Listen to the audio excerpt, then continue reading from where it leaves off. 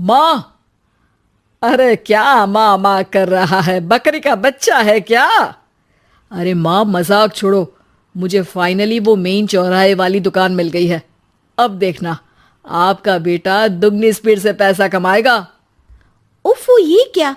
मेरी online makeup class चल रही है। इतनी जोर से क्यों बोल रहे हो आप दोनों? अरे मेरी धर्म पत्नी जी, मेकअप क्लास बाद में करना। वो चौराहे वाली दुकान मिल गई है हमको। अरे वाह! रुको, मैं अपनी माँ को फोन लगाकर बता देती हूँ। अरे मैं भी अपने रिश्तेदारों को बता देती हूँ, कितनी खुशी की बात है। हाँ हाँ, मैं भी अपने दोस्तों को बता देता हूँ, 1 हफ्ते बाद रजिस्ट्री है। बस, घर में खुशी का मौका था। उन तीनों ने अपने अपने फोन उठाए और लोगों में बात फैलाना शुरू कर दिया। और रही सही कसर श्वेता बहू ने अपने पड़ोस में सबको बताकर कर दी। अरे वर्मा आंटी, अब हम भी जल्दी कार ले लेंगे। घर का रेनोवेशन होगा और ठाट से रहेंगे हम भी। अरे ऐसा क्या हुआ? लॉटरी बाटरी लग गई है क्या? अरे इस बार चौराहे वाली मॉल में हमको भी दुकान मिल गई है। दुकान नंबर 21, जो एकदम चौराहे पर है। अब ग्राहक बढ़ेंगे तो आमदनी भी बढ़ेगी ही ना। अरे वाह, कितनी खुशी की बात है। मैं बहुत खुश हूँ तुम्हें इतना खुश देख के। बाकी एक बात कहूँ, सबको मत बताते फिरना। किसी की नजर लग जाएगी तो खुशी की खबर वापस लौट जाएगी। हैं? ऐसे थोड़ी ना होता है। अब डरा रही हो? अरे सही कह रही हूँ, काली नजर कहते हैं इस चीज को। जब आप किसी को कुछ बताओ और वो काम बिगड़ जाए। अरे लेकिन मैं तो। तुमने सबको बता दिया ना? हाँ, फोन लगा लगा के। अब बच के रहना, काली नजर बड़ी खतरनाक होती है। श्वेता इतनी खुश रहती है कि वो वर्मा आंटी की बात पर ध्यान ही नहीं देती, जबकि पड़ोस में और भी लोगों से खुशी की खबर शेयर करती रहती है। अगले दिन राजेश बहुत दुखी होकर घर आता है। अरे बेटा क्या हुआ, मुंह क्यों सूजा हुआ है? मधुमक्खी ने काट लिया क्या? माँ, वो दुकान किसी और के पास चली गई, किसी ने ज्यादा भाव लगा दिया। अरे पर बात तो आपसे हुई थी ना उस दुकान वाले की। हाँ, आज मैं टोकन अमाउंट देने गया था, तब मुझे पता चला कोई आकर सुबह मुझसे पहले ही ज्यादा अमाउंट दे गया। काली नजर। क्या क्या कहा? वर्मा आंटी ने समझाया था कि किसी को बताना मत, वरना काली नजर लग जाएगी। अच्छा, तुम्हें उनकी बात मान लेनी चाहिए थी। उनकी बात मान लेती, लेकिन उसके पहले ही सबको बता चुके थे ना हम तीनों। अरे अगली बार से ध्यान रखेंगे, कोई भी नई चीज होगी तो किसी को नहीं बताएंगे। तीनों कुछ दिन ऐसे ही रहते हैं, पर एक दिन श्वेता को एक मेल आता है। राजेश, मेरा ऑनलाइन मेकअप कोर्स कंप्लीट हो गया। अब मैं खुद का पार्लर खोल सकती हूँ। अरे वाह, अपने मोहल्ले में ही खोलते हैं? ये जो घर के सामने दुकान है ना, वहीं? हाँ, यहाँ सस्ती भी मिल जाएगी। अगले दिन श्वेता वर्मा आंटी के पास जाती है, मिठाई का डब्बा लेकर। अरे आओ आओ, कैसे आना हुआ? जोर से नहीं बोलूंगी। वो सामने वाली दुकान है ना, वहां मैं अपनी पार्लर की दुकान खोलने वाली हूँ, उसकी मिठाई है। अरे वाह, बहुत बधाई हो तुमको। हाँ, मैं कमाने लगूंगी तो राजेश पर पूरे घर का बोझ नहीं रहेगा ना आंटी जी। ये तो है, पर ये बता कि तूने ये बात किसी और को तो नहीं बताई ना? अरे नहीं नहीं, पिछली बार गलती कर दी थी, काली नजर लगी किसी की और राजेश के हाथ से वो दुकान चली गई थी।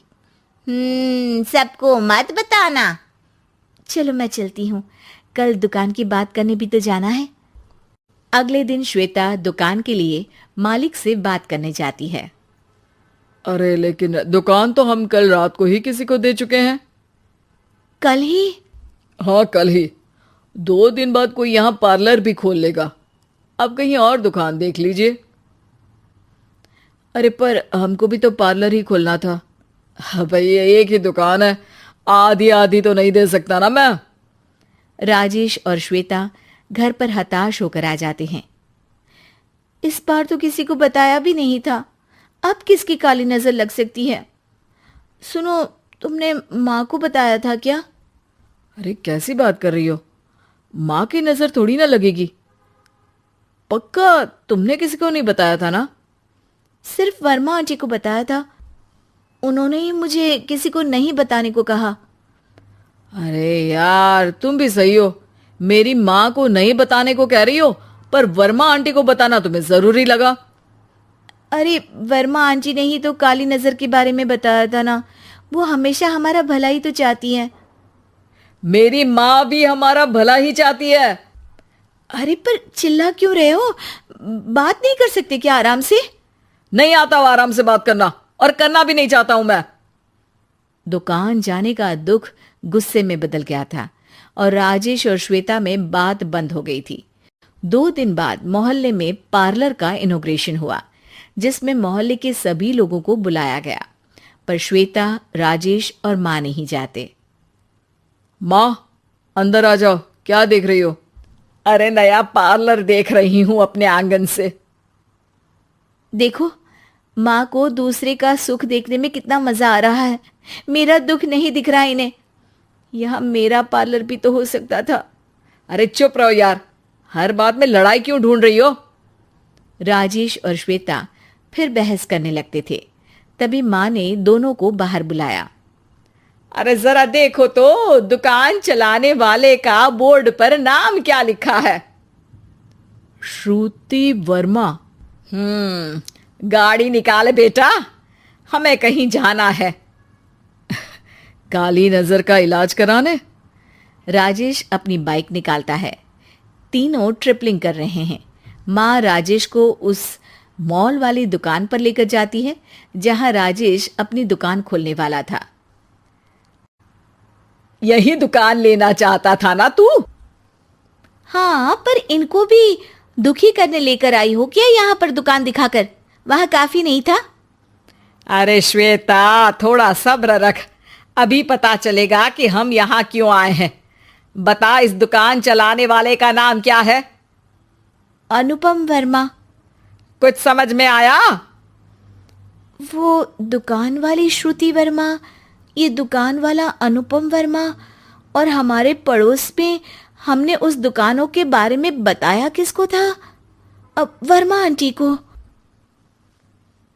मतलब वर्मा आंटी ही हमारा काम बिगाड़ रही है? नहीं नहीं, ऐसा नहीं हो सकता, ये बस इत्तेफाक है। राजेश अपना फोन निकालता है और श्रुति वर्मा और अनुपम वर्मा के नाम फेसबुक पर सर्च करता है, जहां ये दोनों ही वर्मा आंटी के रिश्तेदार होते हैं। श्वेता को समझ में आ जाता है कि वर्मा आंटी की ही नजर खाली नजर है। अब क्या करना है? कोई भी खुशी की खबर हो तो काली नजर से बचना है, यानी वर्मा आंटी से बचना है। अरे पर मुझे ये समझ में नहीं आया कि वो हमारे साथ ऐसा क्यों करेंगी। अरे बेटा, एक सीख है, दूर के आदमी को आपकी तरक्की से कम परेशानी होगी, पड़ोसी को ज्यादा। दोनों माँ की बात में हामी भरते हैं और अगला काम चुपचाप करने की कसम खाते हैं, ताकि आगे से वर्मा आंटी कोई काम ना बिगाड़ सके।